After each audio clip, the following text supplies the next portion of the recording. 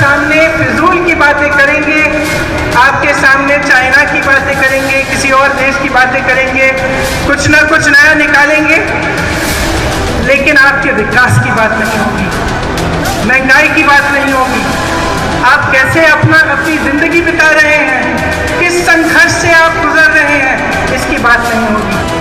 जब किसान आंदोलन कर रहे थे, महीनों से बैठे हुए थे दिल्ली के बॉर्डर पे, तो हमारे पर्यटक प्रधानमंत्री अपने घर से निकलकर 10-20 किलोमीटर दूर जहां लाखों किसान बैठे थे वहां नहीं जा पाए। जिनके पति, जिनके सदस्य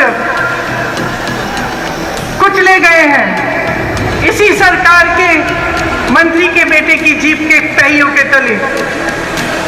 मैं उनकी विधवाओं से मिली हूं, उनकी बेटियों से मिली हूं, और मैं जानती हूं उनके मुंह से उन्होंने मुझे बोला कि हमें न्याय चाहिए, लेकिन इस सरकार से हमें न्याय कभी नहीं मिल सकता। मुझे गर्व है कि राजस्थान में एक ऐसी सरकार है जिसने कोरोना जैसे भयंकर संकट में एक एक जन की मदद की, जो पीछे नहीं हटे, जो आपके लिए संघर्ष करते हैं और आपके लिए ऐसी योजनाएं लाते हैं जिससे आपका विकास हो। लेकिन ये जानते हुए कि इस प्रदेश में हमारी सरकार है, मुझे ये भी मालूम है कि प्रदेश और देश की जनता आज बहुत संकट में है। मुझे मालूम है कि जिस तरह से हमारा देश चल रहा है, जिस तरह की सरकार केंद्र में है, उसकी नीतियों से आप पर कैसे कैसे संकट है और आप किस संघर्ष से गुजर रहे हैं। आज ये रैली महंगाई हटाओ रैली है। आप सब इतनी बड़ी तादाद में यहाँ क्यों आए हैं? आप इसलिए आए हैं क्योंकि आपका जीना मुश्किल हो गया है।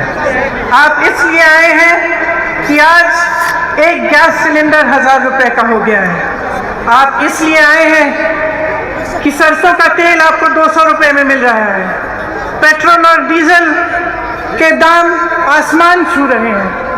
आप इसलिए आए हैं क्योंकि आपका रोजाना का जीवन मुश्किल हो गया है और इस संघर्ष में आपकी कोई सुनवाई नहीं है। देखिए, दो तरह की सरकार होती है। एक ऐसी सरकार होती है जिसका लक्ष्य होता है सेवा, समर्पण और पब्लिक से सच्चाई की बात, और एक ऐसी सरकार होती है जिसका लक्ष्य होता है झूठ, लालच और लूट। और आज की जो केंद्र सरकार है तो यही दूसरी तरह की सरकार है। इसे अच्छी तरह से पहचानिए। जितना पैसा विज्ञापनों में खर्चा जाता है, उतना पैसा किसानों को क्यों नहीं दिया जाता?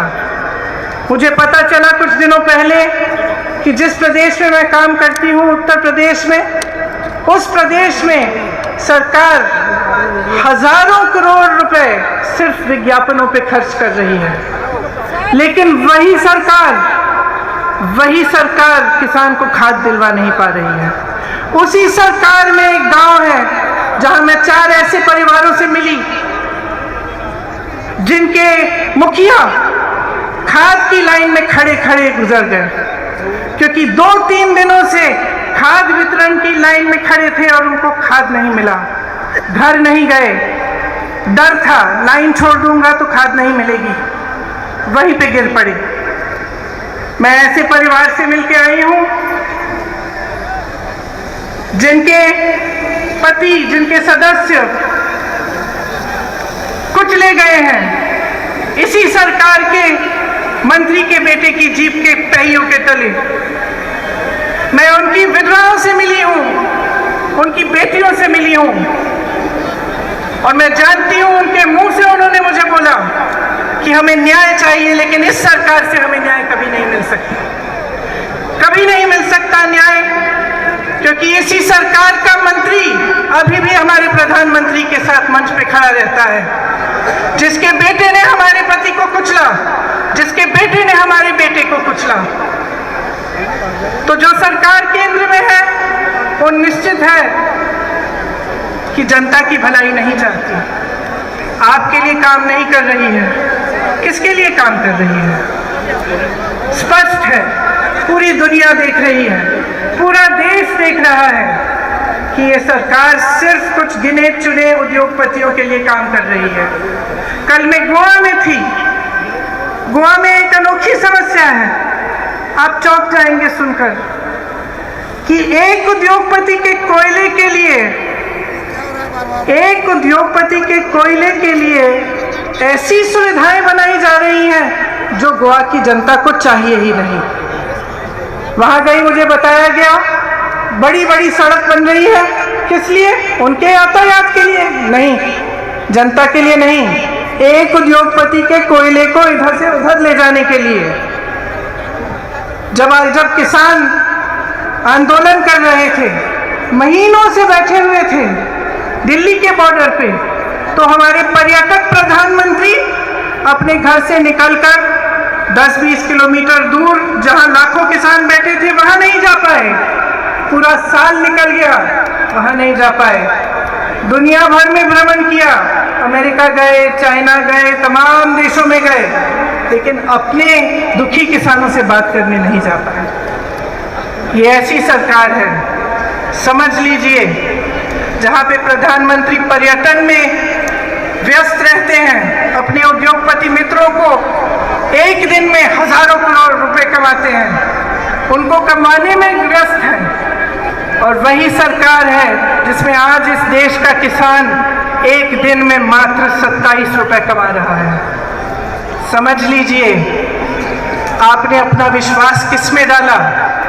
जब आपने इनको चुना, आपकी एक आस्था थी, आपकी आशा थी कि देश तरक्की करेगा।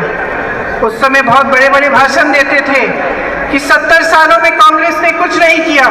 मैं उनसे पूछना चाहती हूँ, 70 साल की रट छोड़िए, हमें बताइए 7 सालों में क्या किया है? 7 सालों में हमें एक ऐसी संस्था दिखा दीजिए जो आपने बनाई शिक्षा के लिए, हमें एक ऐसा एम्स जैसा अस्पताल दिखा दीजिए, जिस हवाई अड्डे से आपका हवाई जहाज उड़ता है वो हवाई जहाज भी कांग्रेस ने बनाया। और आज जो भी कांग्रेस ने बनाया, ये सरकार बेचना चाहती है, अपने उन्हीं दोस्तों को बेचना चाहती है। तो देख लीजिए, समझ लीजिए, मैं लंबी चौड़ी बात नहीं करना चाहती, सीधी बात कहना चाहती हूँ, इनकी नीयत क्या है?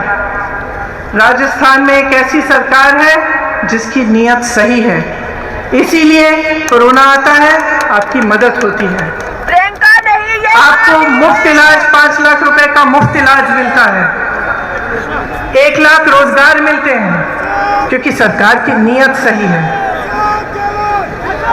केंद्र में जो सरकार है, जो उनके नेता हैं, जब भी मंच पर आकर आपके सामने बात करते हैं, सच्चाई नहीं करते, सच्चाई नहीं कहते, सिर्फ आपको गुमराह करते हैं। और इसमें मेरी आपसे बहुत बड़ी शिकायत है कि जब जब चुनाव आता है तो आप जवाबदेही नहीं मांगते। जब नेता समझ जाता है और एक राजनीतिक दल समझ जाता है कि देखिए चुनाव आएगा, मैं ऐसी बातें करूंगा जिससे जनता गुमराह हो जाएगी, जातिवाद की बात, सांप्रदायिकता की बात, ताकि जनता मेरे से विकास के बारे में पूछेगी ही नहीं। जब नेता के मन में ये बात बस जाए तो वो काम क्यों करेगा आपके लिए? जब एक राजनीतिक दल जानता है, उसका एक एक नेता जानता है कि चुनाव के समय आपके सामने फिजूल की बातें करेंगे, आपके सामने चाइना की बातें करेंगे, किसी और देश की बातें करेंगे, कुछ ना कुछ नया निकालेंगे, लेकिन आपके विकास की बात नहीं होगी, महंगाई की बात नहीं होगी, आप कैसे अपनी जिंदगी बिता रहे हैं, किस संघर्ष से आप गुजर रहे हैं, इसकी बात नहीं होगी। जब उनके मन में ये बसा हुआ है तो वो आपके लिए कभी काम नहीं कर सकते, क्योंकि उनको मालूम है कि वे जवाबदेह नहीं है। मैं सिर्फ आपसे एक चीज मांगूंगी कि आप जागरूक बने और इस भाजपा की सरकार को जवाबदेह बनाएं। इन्होंने क्या किया है आपके लिए, पूछिए। किस वजह से इतनी महंगाई है इस देश में? जब प्रधानमंत्री जी के पास 8,000 करोड़ रुपए है अपना हवाई जहाज खरीदने के लिए, तो किसानों का बकाया क्यों नहीं देते? जब किसान को खाद की जरूरत है तो उसका दाम कम क्यों नहीं करते? उसका दाम बार बार बढ़ क्यों रहा है? जब उनके उद्योगपति मित्र फूल रहे हैं, फल रहे हैं, तो हमारा किसान क्यों रो रहा है, क्यों मर रहा है? पूछिए, ये आपकी जिम्मेदारी है। इस सरकार की एक बहुत बड़ी जिम्मेदारी है आपके प्रति। आपका विकास, आपके देश की तरक्की, आपको आगे बढ़ाना, आपके बच्चों को एक मजबूत भविष्य देना। तो आपकी जिम्मेदारी है कि वो मजबूत भविष्य आप सरकार से मांगे, उनको जवाबदेह बनाएं और खड़े हो जाएं। आज ये सभा महंगाई की बात की है। मैं आपसे कहना चाहती हूं कि जिस तरह से आप महंगाई से लड़ रहे हैं हर रोज हम उसी तरह से अपनी जीत जान लगाकर आपके लिए लड़ेंगे। ये सिर्फ आपकी लड़ाई नहीं है, ये इस मंच पे बैठे कांग्रेस के एक एक नेता की लड़ाई है। ये मेरी लड़ाई है, ये मेरे भाई राहुल गांधी की लड़ाई है, ये सोनिया जी की लड़ाई है, ये अशोक गहलोत जी की लड़ाई है, और तमाम यहाँ बैठे नेता आपके लिए लड़ेंगे।